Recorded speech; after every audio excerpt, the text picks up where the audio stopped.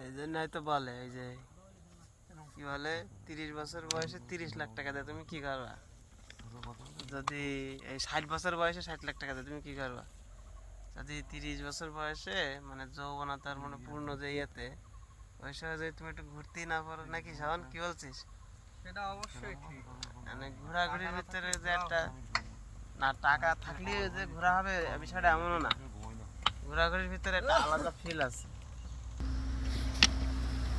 হ্যাঁ, এগুলো সোহাগ তার বোর সাথে গল্প করছে আর শাওন ও ভালো ছেলে, ঠিক আছে।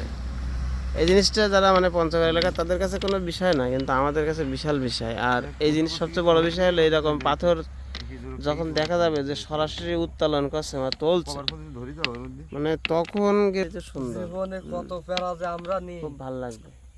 এর মতো আমরা সবাই ব্যস্ত মানুষ, সবাই কাজের মানুষ, তারপরেও সময় সুযোগ বের করে ঘুরতে আসিছি বা বেড়াচ্ছি, প্রয়োজন এটাও দরকার আছে, তাই না?